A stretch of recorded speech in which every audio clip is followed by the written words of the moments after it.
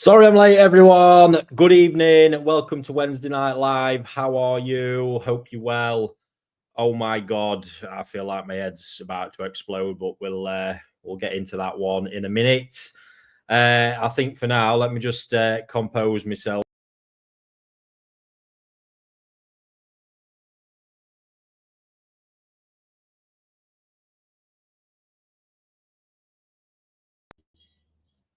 Sorry, folks, no idea what happened. Then it just kicked me out.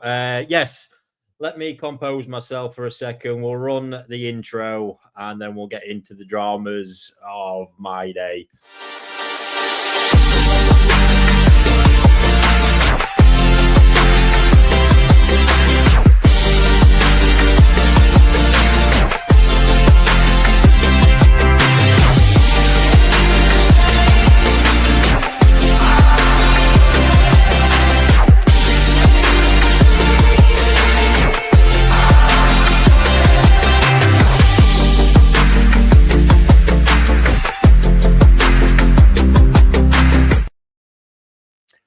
Now, I am my own worst enemy, but oh my God, right now, get me on a plane back to Japan. Jesus.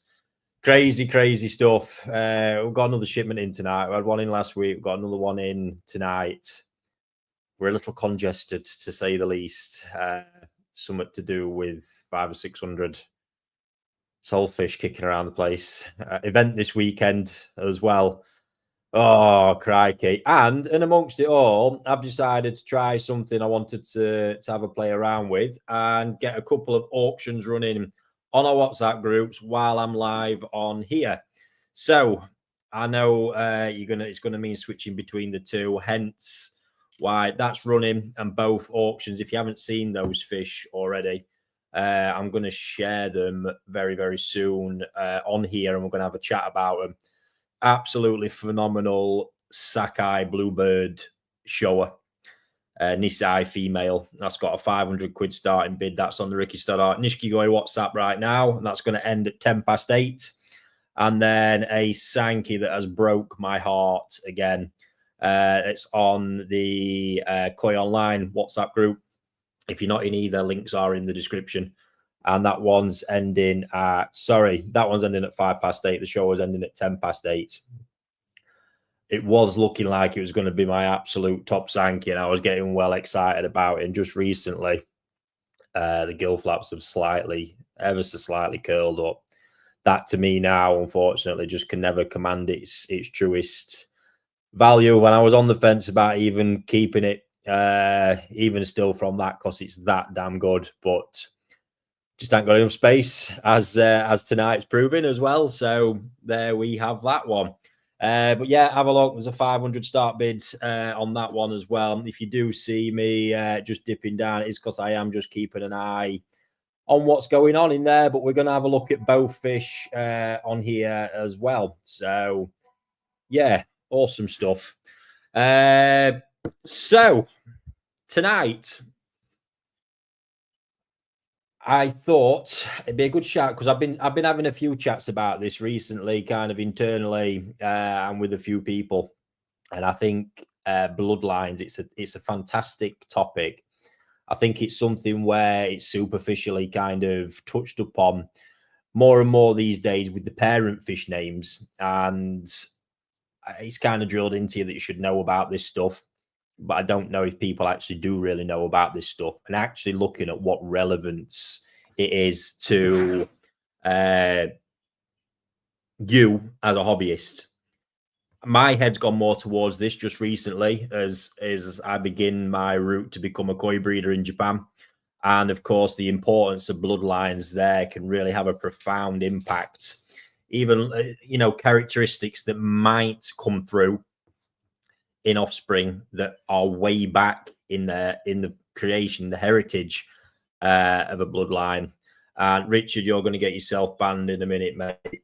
Absolutely shocking Man United banter. I'm not having it. Everyone's been really well behaved and respectful about all that recently.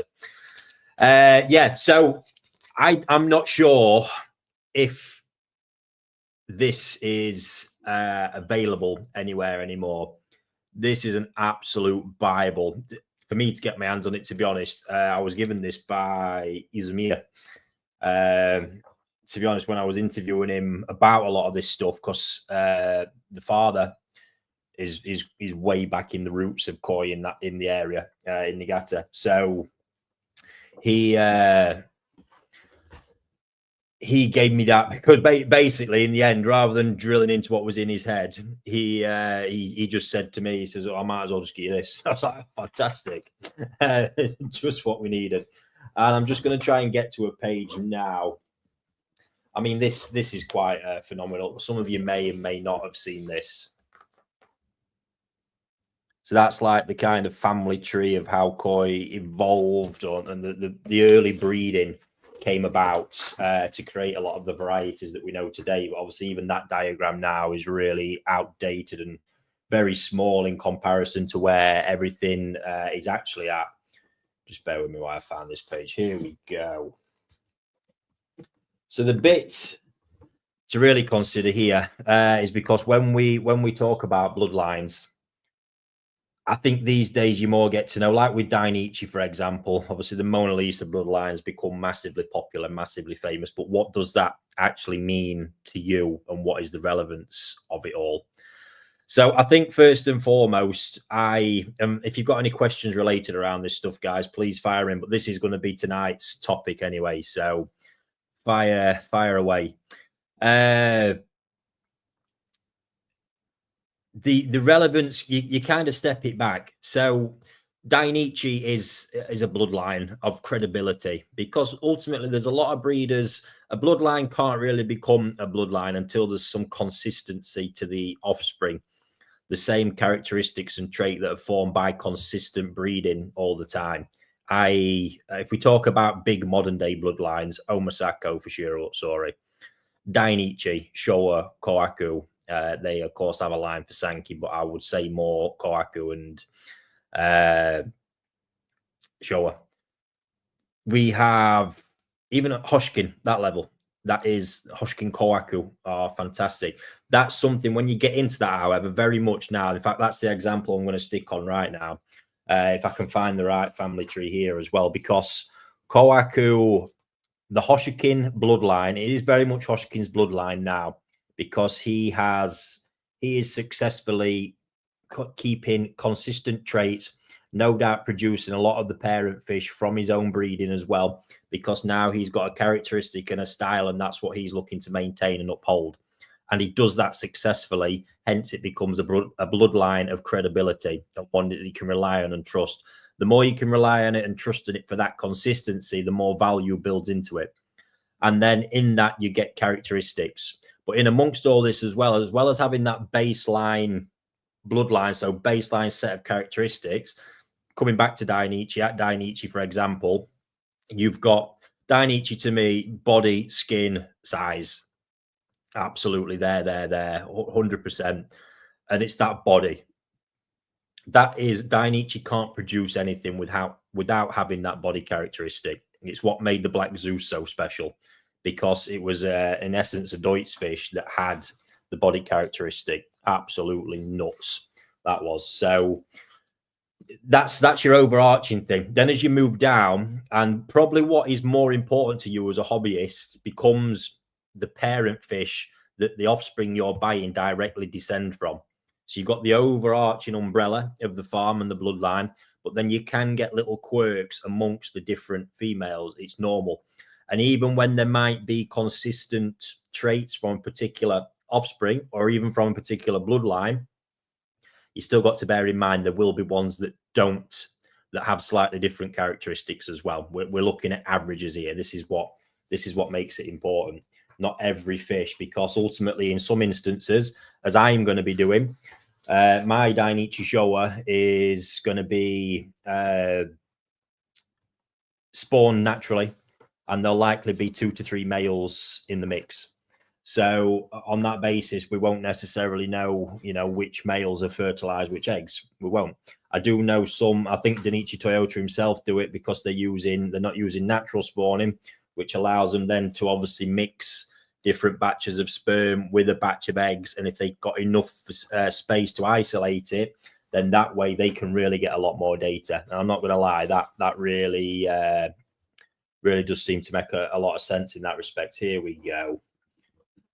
So yeah, it really is a fantastic, amazing topic. But I think that the important bit for me in this, so sorry, coming back to Hoshikin now, Hoshikin was actually built on the Tomoin bloodline of Kohaku, and I'm guessing that's a name that many of you will not be familiar with, because that's one that way back on these pages that I'm trying to find is back in the history of Kohaku. And at the time, Tomoin was a absolutely mind-blowing bit of a revelation in Kohaku, to be honest. And then became, here we go, I've got the one. This is going to blow your mind.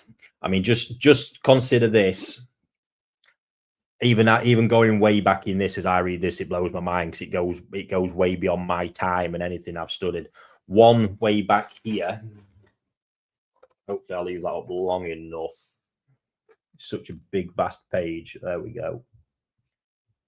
That is the development of Kohaku from right up there to right down here. But if you see somewhere down there around the middle, Iwamagi, which was the area, Sankuro, this was another bit of a revelation in Kohaku. And Sankuro there basically became the foundation of Dainichi.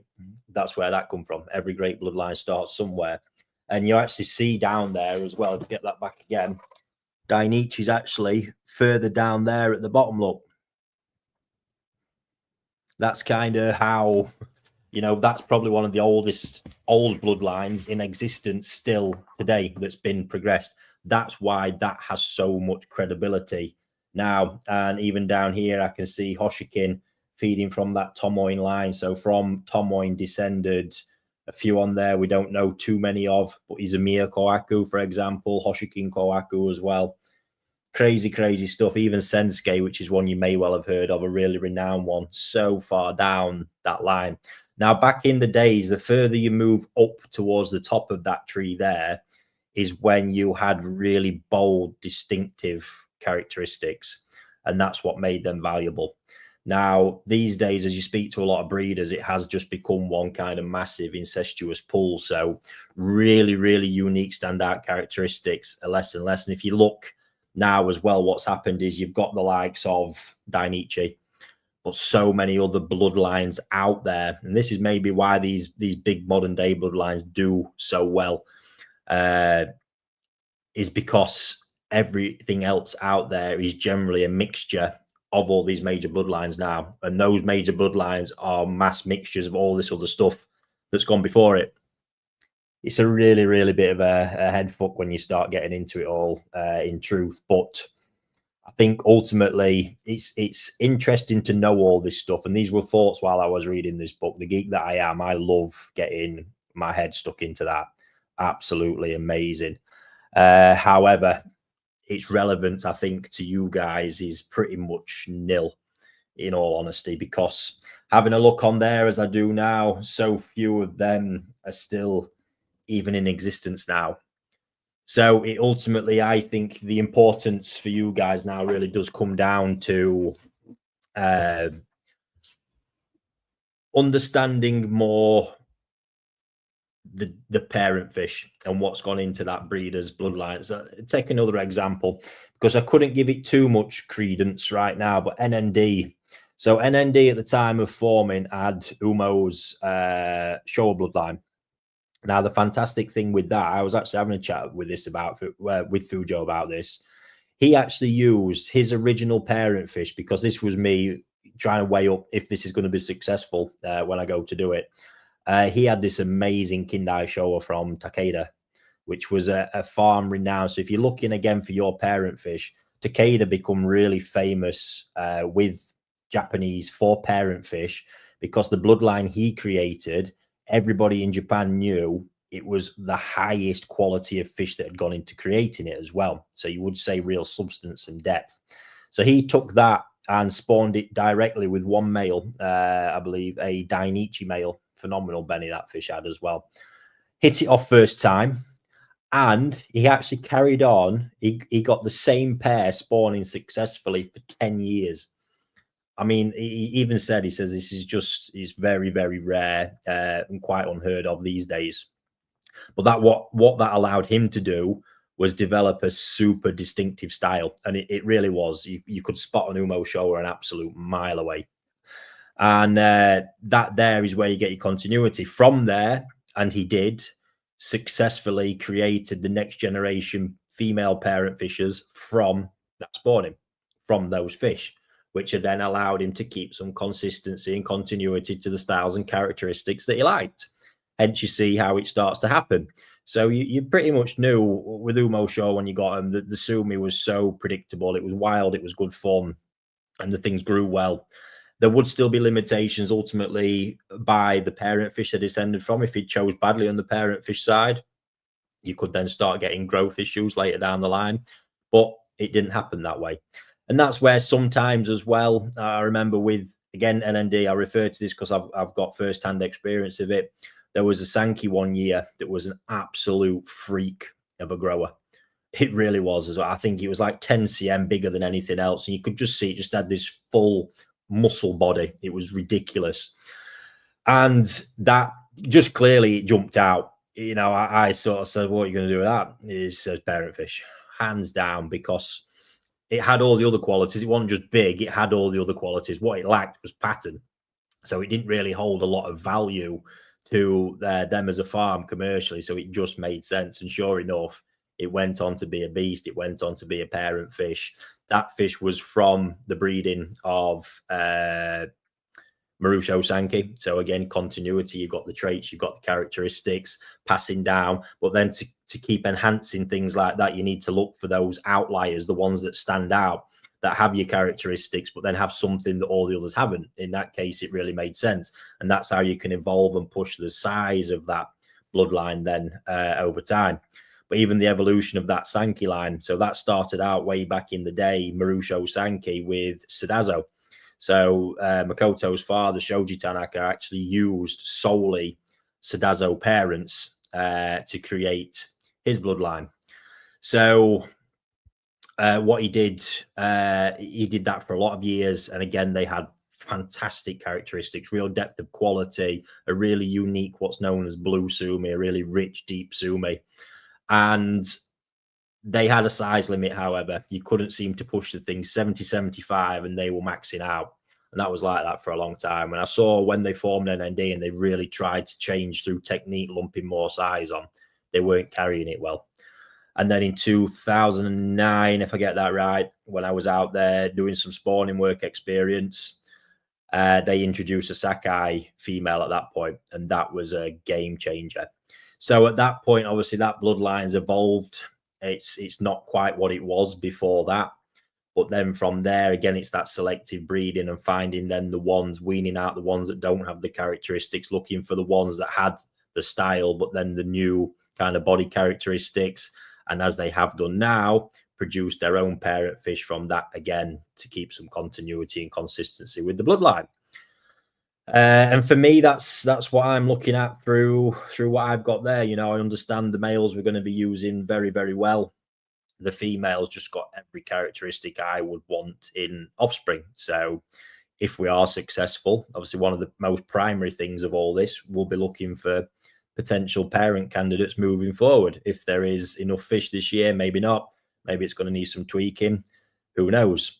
But like I say, in all that, there's still limitations and things still change. So you can't constantly rely on it. Just in the case of that NND Sanke there, at the point of 2009, NND Sanke weren't exactly what they were. However, Makoto had a clear vision and picture in his head. And now I would say they are exactly that style that I remember of Marusho Sanke, but the body characteristic is just completely different. And that's evolving a bloodline. Obviously, it changes as well. But I think it's important, and this is where it comes, is the breeder to have a clear picture in the head of what they're wanting to do. When Hoshikin did Showa, it did just start out as a hobby, and it started through his love of Kindai Showa, you see. So that's exactly what went off there. He's produced that style, and he produces that style consistently. You don't see much else come from it. It can all be done, but it all comes down to the picture in the breeder's head. I think this is sometimes when a spawning or a bloodline doesn't reach certain levels or have characteristics, it's because the picture in the breeder's head is not off, or maybe their understanding of quality is not right. It's phenomenal stuff. But where it can help you, having some experience of the depths of it, is, and here's, sorry, this is just popped into my head as well. So imagine a scenario here where you're going, oh, it's Dainichi Bloodline. That is where, when you're buying from Dainichi, that's different. That's pure Dainichi genetics coming out there with the slight variance of the different female parents. When it's somebody who's then bought parent fish from Dainichi or got Dainichi like I've got, yes, it's Dainichi Bloodline. You would want to use that. Obviously, it makes sense. However, at that point, you've really are, if that's at some small farm, for example, you really, at that point, the importance of you knowing more about the parent fish than the bloodline is absolutely key. So in the case of buying direct from Dainichi, you don't really need to know about the history of how Dainichi come to where it is. It's one of the most prominent bloodlines. The characteristics are all there, and every year they churn out the same stuff consistently. In the case of that other breeder, for example, yes, that might be Dainichi line. So by knowing it's Dainichi line, we tap into that. And from there, what we get to know is that, okay, so Dainichi parent fish, generally, let's say if it's Showa, they can grow, they get this style of sumi, X, Y, and Z happens. But if that's an absolute reprobate from Dainichi and it's 8 years old and 60 centimeters, would you really want an offspring from that? I certainly wouldn't. So that's where, at that point, knowing more about the certain parent fish and then the pairing that they've used, you know, is this a new pairing? Is it first time? That's when you get into the unknown. And this is why these major bloodlines command the values that they do, because you've got consistency. And with that in the breeding, you've got predictability, and that's what commands the price. These are sort of rogue breeders, if you like, not rogue, smaller breeders who are, you know, say just trying to make Showa. And it's nice to go in the mix or something like that. Ultimately, there's going to be very little value there unless they can consistently get that up and running and stabilized consistently for a number of years. So, yeah, I hope this is making some sense. I am literally this is just firing out my head thoughts and stuff I've been having on it, and I just find it's a fascinating topic. But that's the bit there, you know, where you see it. It's Sakai, someone I see Sakai has been mentioned. Mickey's mentioned Sakai again. Exactly it. You know, Sakai, you've only got to see they share so much data about the parent fish. Look, so this female come from this one down, down, down, down, down, and you can just look across the whole tree and see those characteristics consistently there in every fish. It's nuts. And that's just the ultimate value, and you can see why. And you see, they're just consistently, you know, they've got it down to a T through using more scientific, data-driven methods, where it is literally a factory just pumping out champions. It's bonkers. So yeah, we know what we're getting there. And yes, you know, it can help with these in understanding, then coming to it, what traits and certain traits and characteristics in how fish develop and the quirks. Now, a breeder will get to know the quirks. I know a lot of the quirks, but it's from first-hand experience. You don't often get taught, because, funnily enough, some of the quirks can behave differently in different waters as well. But what this really, in my opinion, where this really helps out the most is probably through the earlier years, Tosai, Nisai kind of phases. And it's really understanding things that might be a problem, aren't necessarily a problem when you understand the bloodline and the characteristics of it and what goes off. But you can't take them and generally apply them across all different varieties. So in the case of Sakai, obviously we've got the breeding program that they've got, and sorry, I shouldn't be trying to read questions while I'm doing that, should I? Men cannot multitask. It's so true. I've completely lost my thread with that one now. Someone wants to bring me back. Yeah. So it's just I do find it a fascinating topic, but I think you can get baited into very quickly. I think probably the bit come out as I've been mothballing all this is that when you get that, you know, it's from Dainichi bloodline or it's from Sakai bloodline, that's when you need to be careful. You know, in the case of setting out what I'm looking to do, you know, you say, yeah, it's Dainichi Toyota bloodline.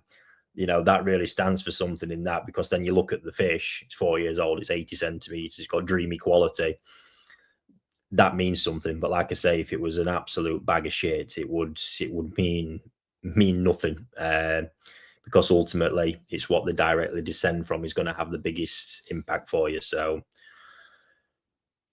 what do you think to that, guys? Has that added anything? Is that even something as a hobbyist you even think about? To be honest, it's an interesting one, but I do know the patterns used.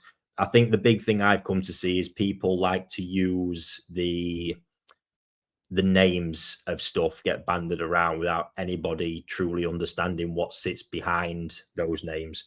And where it can come in is understanding. Let's take Saito. I'm going to say, because the guy's an absolute mad scientist. But so Saito, I've got several. In fact, before I get into that, let's just check in and see how these auctions are doing. It looks like you've been quite busy, folks. Crikey. So Sanke there, I've got a few requests to come in as well. Just bear with me. Yeah, Saito Matsukabaki is what we're going to get into here. And then understanding, see, this isn't necessarily understanding the bloodline. He's actually trying to create the bloodline, is at the very beginning of it.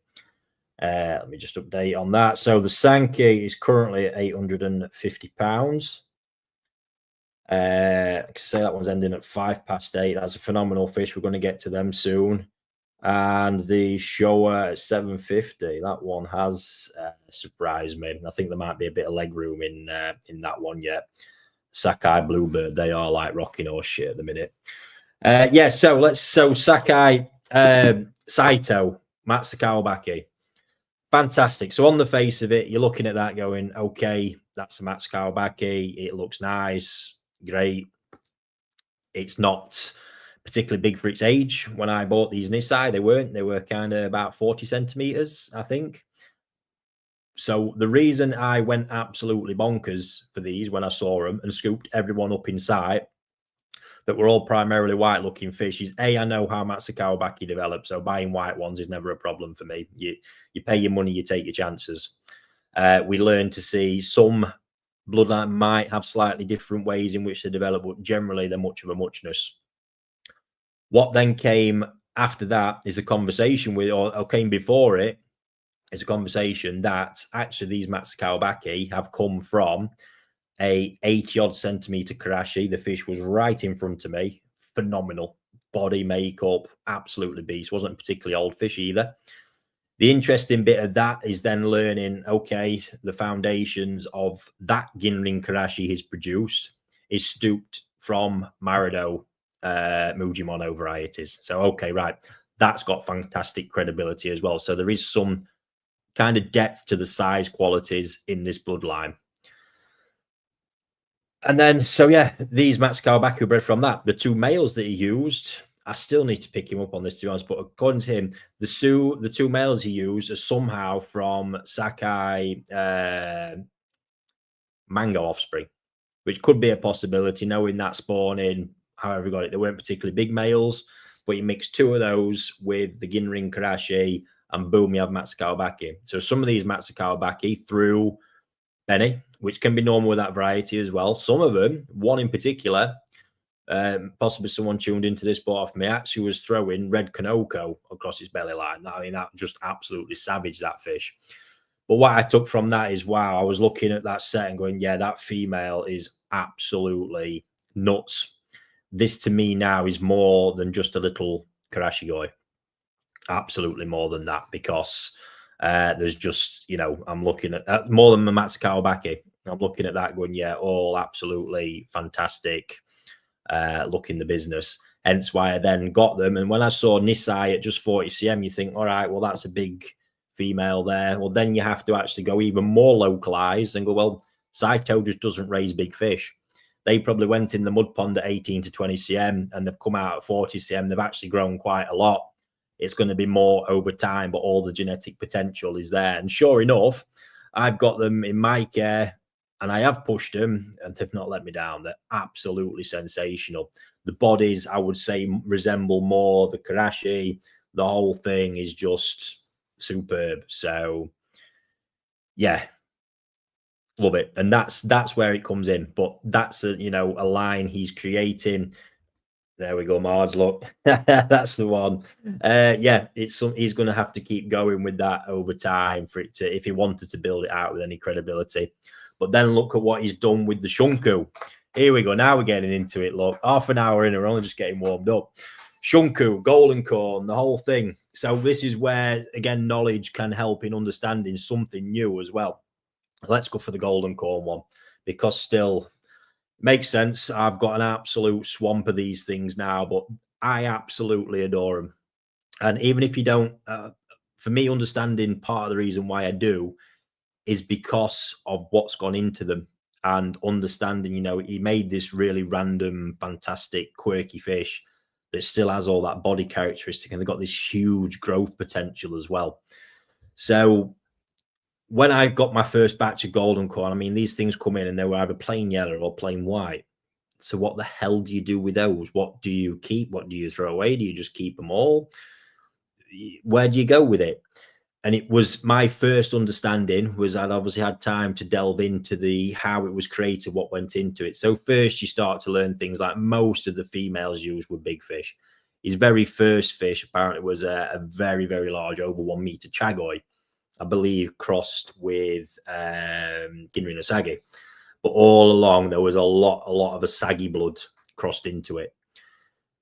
And Asagi is one of the fish, again, when you know it, that actually develops Benny over time, and it develops in a particular way.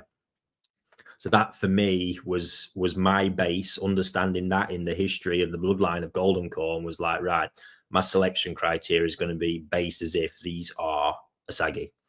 And that's where I went with it. Yellow one's slightly different. With the white types, it's exactly where I went with it. And I was just looking for any trace of a spot of colour. Tiny bit on the gill, fin, anywhere like that, as I would with a Sagi. And they're the ones that I kept and went and developed on from there. And sure enough, it was a good shout. That's exactly how they do. They do develop. Yellow ones, yes, slightly different in that respect. They've took a little bit more learning directly from the fish, in all honesty. And it was more understanding about pigments. But then one other thing you get to know, I mean, this is how he did this. This blows my mind. Karashi Goi. So Kanoko is just a random characteristic that often fires up in Koi. And what he actually did was took a Karashi Goi at some point in the breeding. So straight away there, look, we know Karashi, big genetics. But it was a Karashi that when they get them red spots on them that we all hate, he actually had one of those that was peppered in them red spots. And they thought, right, that's going to be a good shout. So if that's doing that, that's what I need. And actually, so it's a reprobate of a fish. And he's crossed a reprobate of a fish in there to try and help get that characteristic. And I mean, over 11, 12 years, he was doing it or whatever. He's just been adding in, refining out and going down that. Hats off to the man, honest to God. And then to do all that, stabilize something that's been known as random for so long, and do it all with a fish that grows insanely big and has superb body. It's just round of applause for me. And now you see what he's even, mixing up all these different brands. Now he's created that as well. He's got a variety that produces a stable yellow color, all these different things.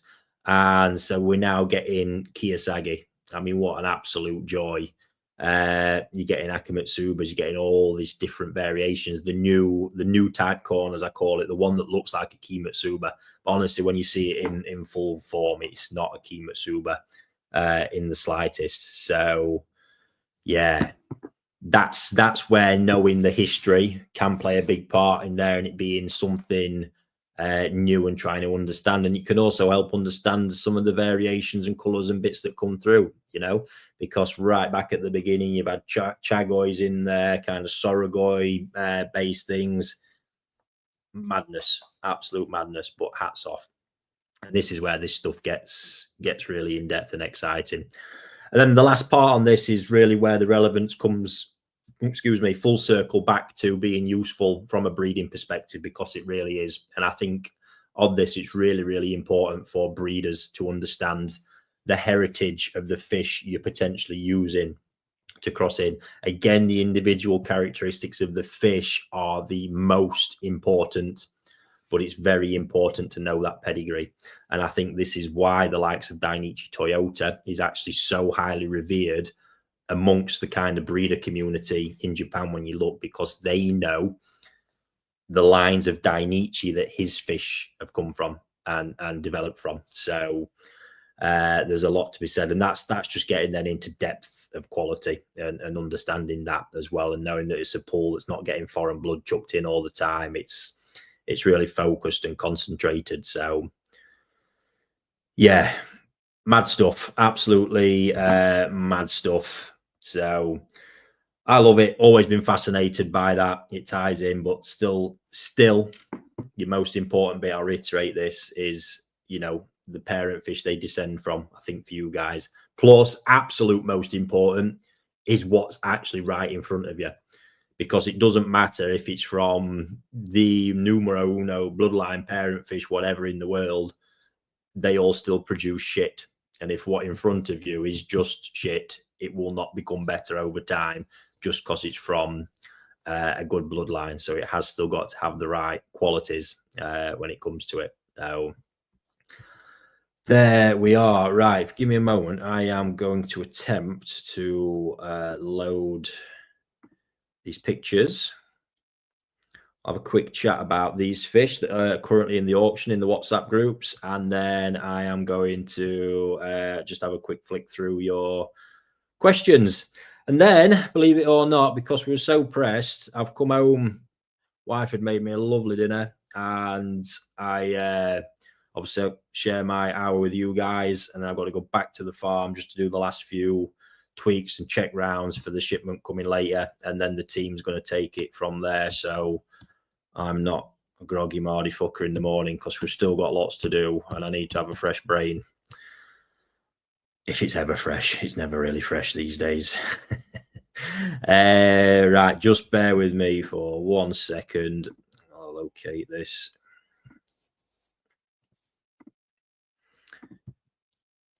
These fish are nuts, and you Sakai bluebird shower, and someone's asked me actually as well. No, as far as I'm aware, it doesn't look like they produced them this year. They had quite a spawn last year. I've not seen any available so far this year. For some reason, it does seem a proper hard nut for Sakai to crack that, which just seems crazy, doesn't it? Saying that shower are not easy, and yeah, it makes these few that are in existence even rarer, more special beasts. Here we go. That's the first one. The Sanke that's broke my heart as well.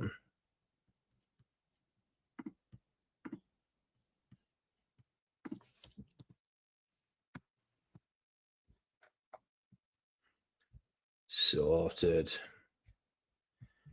Right.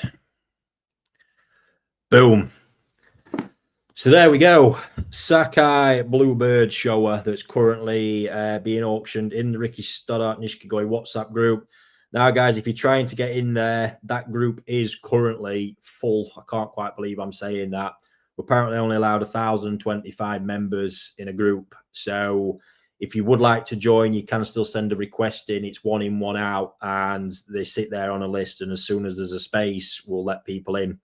But if you are in there currently, that's going at 750 bid increments of a tenner on that. Payment options available, and it is just nuts. I mean, pattern-wise, everything. Oh my God, it's ticking so many boxes. There's a video in there as well you can have a look at. But the one reason right now why I've started it at Keen Bid is the body line of the fish is not up to my unrelenting standards as a fish that I can continue absolutely pummeling with food. Now, it's been 2 weeks out of the growing pond and it's already coming up really nice, but that super intense environment's not suited for it. And I've had a few fish like this. It's something you have to understand not every fish is cut out for that environment, and actually putting them in it might be detrimental to their long-term future. And that's all that is with that body line. It's just the belly line where it sort of finishes a little bit as you look at it. Look, it kind of just nips a tiny bit, but that would be more of a problem if that fish had not grown from 18 to 47 centimeters in a season. It's still a pretty savage lump, and the bone structure is huge. Now, there is one gamble in this, in that, because I've not got a lot of experience with these, and I do know it can be the case, as things kind of grow and it just stretches out a little bit more, it can pull into place.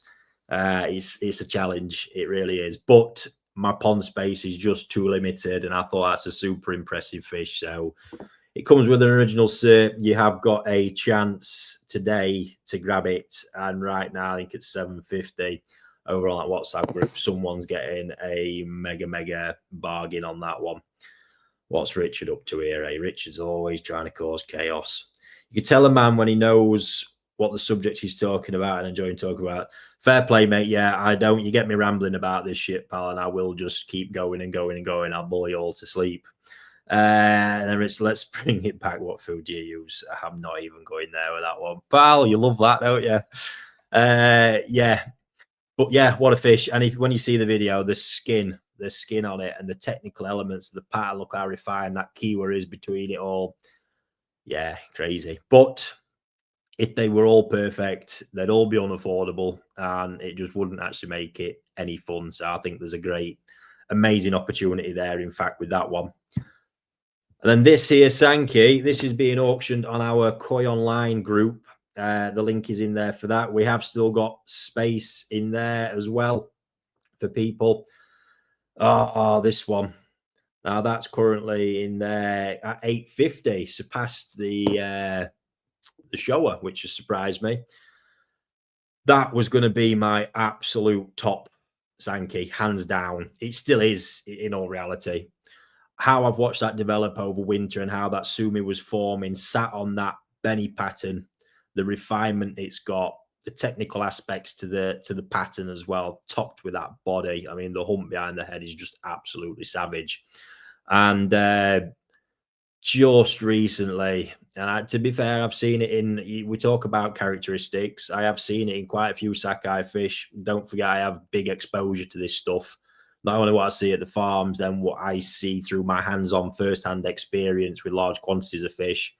A bit of this gill curling at the end, unfortunately. And it really is nothing. It just comes down to, does it bother you, doesn't it bother you? For me, however, I'm always fully transparent with this stuff, and it's just never going to be, this is a Sanke there, realistically. You'd be talking best parts of probably $4 or $5 grand now, if that wasn't the case with that. Next year, God only knows, because it'd be an absolutely pumping Sanzai, and it'd been ridiculous. Gutted. Well, this is the game. This is the game of raising koi. It will be the game of breeding koi as well. I see why breeders get so frustrated. But again, another absolute bargain up for grabs, and that's at $8.50 at the moment as well. You can get yourself in that group. That one's finishing at 8:05. I can still get you in before then, and then 8:10 on the shower. But yeah, mega stuff, them two. Really mega stuff. Crazy. I think I'm down to 22 fish now in the sockeye pond. I think about 4 of them are maybe customers' fish, but still a very, very high yield, in my opinion. Right, let us have a look. I'm just going to have a scour through the comments now, guys, and see where we're at. And then your last one, last sales plug, I promise you. It's the Takano Sanke event this Sunday. We're getting all set for that. You have still got time. Friday evening, I'm going to take them off the Koi Online website. You can get your tickets for that for £295. Attend on the day. It's going to be a fantastic day. These events always are. I absolutely love them. Great community vibe to them. And then an epic Takano Sanke that's going to get grown on by me for a good while as well. So you're going to have an absolute chunk of a jumbo tosai from another top bloodline there as well. Ties back in, you see. We talk about Takano. He always, I mean, Takano Sanke now are very much Takano Sanke because he's using parent fish that he is producing, females of his own offspring. but that originated in Sakai and Marudo as the two bloodlines. So then you look at that, you go, well, yeah, wow. He always says the body of Sakai, the Sumi and Marudo. Not always the case in all of them. But I mean, very much now is his. They've got their own very unique characteristics, style, growth traits, the whole lot, you name it. But you get variances, and last year's batch compared to this year's batch, I've seen a big difference. And he has changed the female up. They've gone more back to the style of when I first met the guy. I think last year's the Sumi was getting a slightly little bit invasive in a few examples, and his yield didn't seem as high.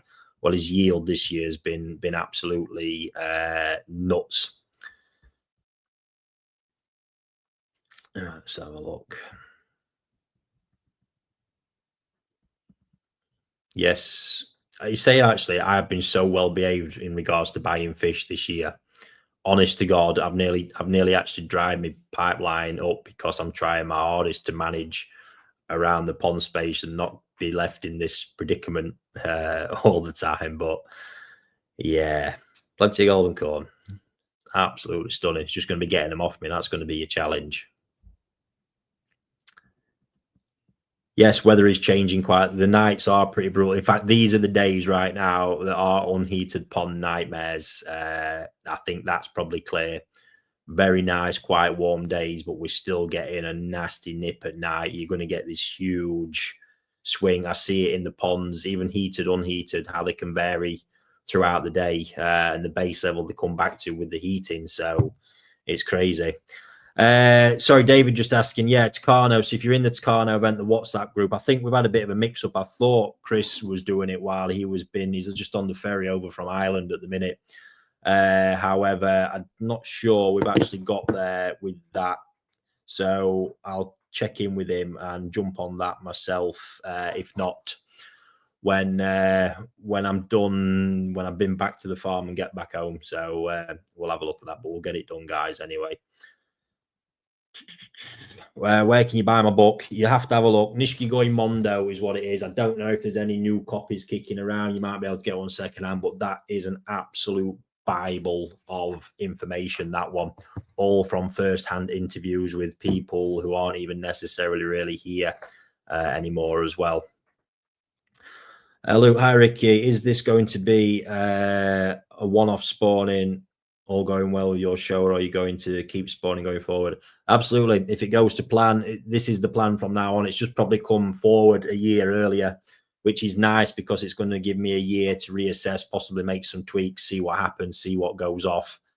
But yeah, we're full on from here, mate. Full steam ahead.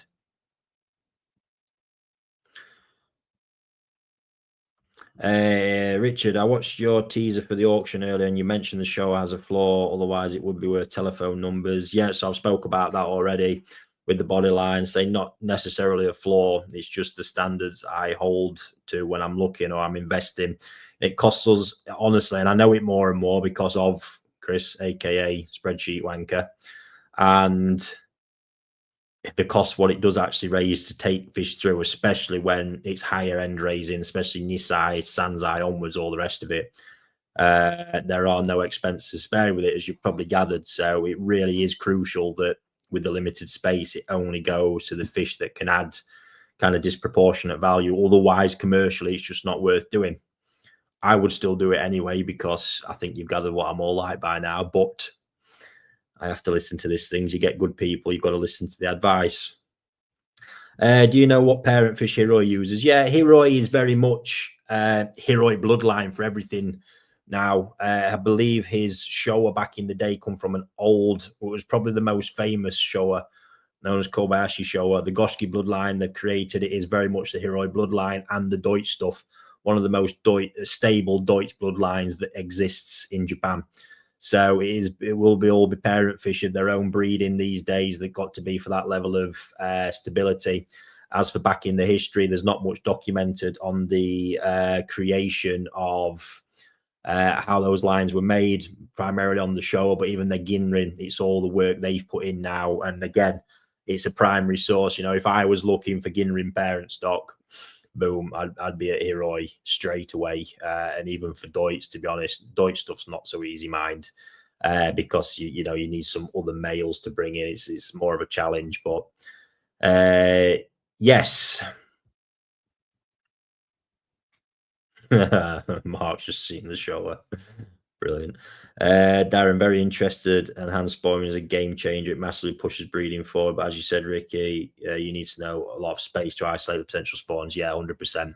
But I do think it really does make sense when you're trying to create that bloodline with real stability. And I can see me knowing how I am that, yeah, over time, let's see where it goes. Any new Koi going on Koi Online soon? Yeah, Andy, all I can say is we're trying, mate. We're trying. Obviously, there's been our big, massive focus right now is getting fish out the door, because there's a lot of your guys' fish still here, and we need them out the way in order to get the pond space to keep doing what we do, mate. So that's actually a reminder. If you have got fish with us and you'd like to join us for our collection event next weekend, get in touch, info@koiretailservices.com.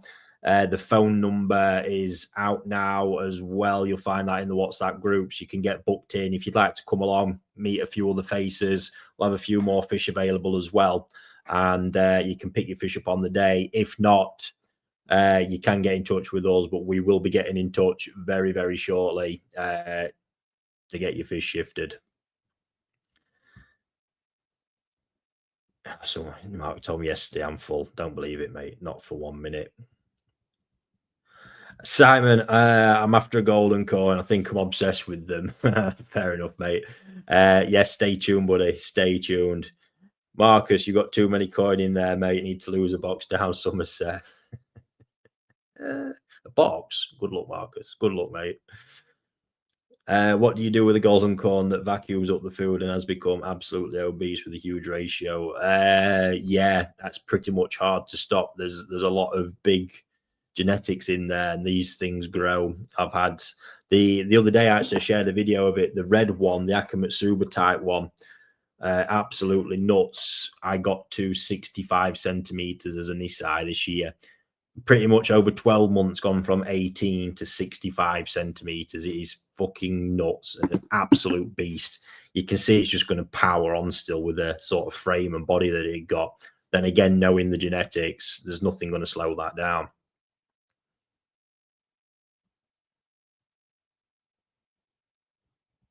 Susan's liking the gill curling. She thinks it makes them look cute, and that is pretty much each to their own with that sort of stuff.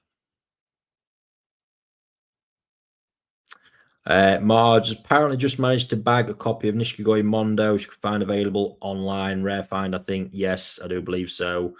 Will any more fish be auctioned today? No, it's just those two, because I'm literally been mingling it in amongst this as well, and they're going to be ending at 8:05 and 8:10.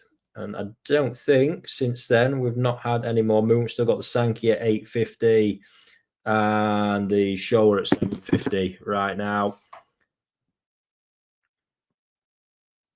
Mickey mentioning merchandise. Yes, when we've got the events out of the way, mate, I think we'll be getting the first batch. We've finally got it all kind of. I'm just waiting for one more test lot coming in for some more scaling and sizes and bits, and we're getting there. But the clothing's held up fantastically well. I've had it now for quite a long time, been through a lot of washers, because it's stuff I pretty much wear every day as well. So I've been wanting to see how robust it is, the whole lot. I don't like half-arsing stuff. So yeah, it's going to be quality when we do get it there. I can assure you that. There we go. And that, ladies and gentlemen, I think covers out that one today. Oh, there's one a bit off topic there, but let's have a look. Hi, Ricky. You think if everything is running absolutely fine and should clean out your filter before it starts on the bacteria? I'm not quite sure. There's a few typos in that, but if we're talking about cleaning out filters, I mean, obviously filter maintenance is a regular, do it anyway. Don't like full pond or big heavy cleans and stuff like that. You just need that regular steady maintenance coming through. You never want to rock anything too much at all. Yeah, there we go. I'm going to jump off now. I'm going to go and grab a drink, and I'll hopefully see you guys in the WhatsApp group when you're all absolutely bidding like nutters to get your hands on one of those 2 fish. And like I say, if you want to, Koi Online, you can get yourself a ticket for the Tucano event on Sunday. It is going to be a banger. Other than that, as soon as the auctions are done, I need to shoot back up to the farm and get my bits done. And fingers crossed for a steady and successful shipment tonight. Other than that, last one before we go.